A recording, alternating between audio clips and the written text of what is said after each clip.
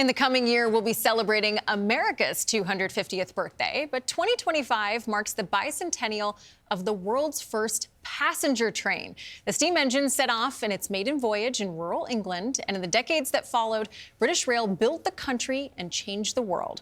Ramy and Asensio traveled to the town of Shildon, known as the cradle of the world's railways, for the historic celebration. Locomotion number 1, first puffed out of this small English coal town in 1825 and set the world in motion. This is so historic. It's just a true joy to be here. It's sacred ground.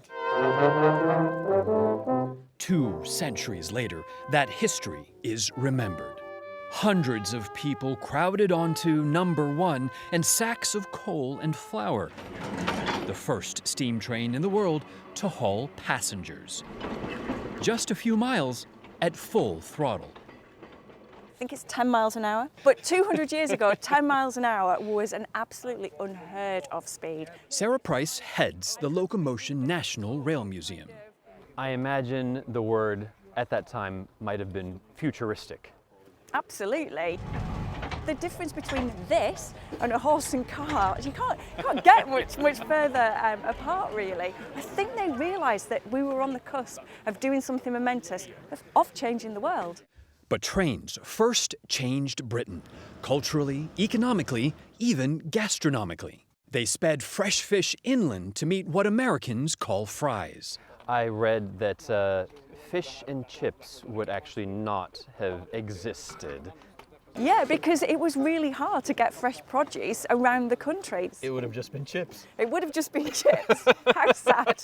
Trains also made possible the delivery of newspapers nationally overnight, and the first out-of-town holidays to the coasts and country. They even rewrote time itself. Before trains, cities from London to Liverpool and beyond kept their own time based on the position of the sun. Most English communities were off with each other by a few minutes. Minutes make a difference on the railways. By minutes, you could miss your train. You can miss your train. Many did. So all of England synced time to London. That became Greenwich Mean Time, which set up the standard time zones around the world we still use today. More change rippled, fast and distant. You can't really have favourites, but Says Anthony Coles, one of Britain's top train historians. across Europe, into Africa, and across to the States. America's earliest trains left England by sea in the cargo holds of sailing ships, in pieces, before IKEA was a word. The first, the Stourbridge Line in 1829, actually failed, too heavy to haul coal from Pennsylvania to New York.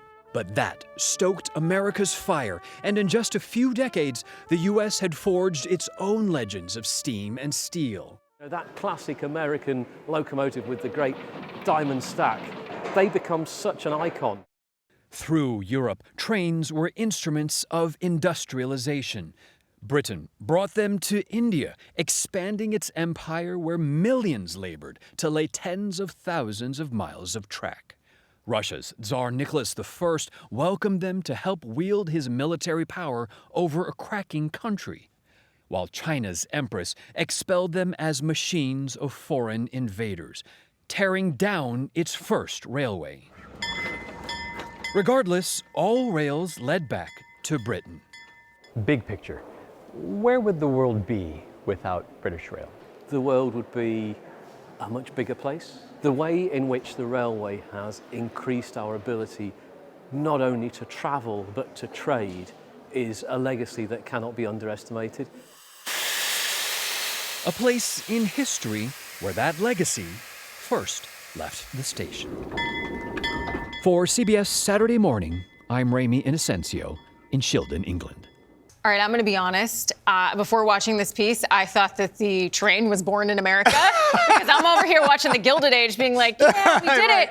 But I love the point in the piece that the original trains were shipped over from England to here and then assembled. And I love the line in there, before IKEA was a word. That's right. That's right. Oh, yeah, okay. And also when you realize how, of course, important the train was to the expansion of the United States, to a global superpower, it had to do with these small towns that now finally had access to goods and services and people and resources, which led to ultimately the boom. Yeah. Well, thank God for the trains of England, because apparently we wouldn't have had fish and chips without them. I like that. Who doesn't?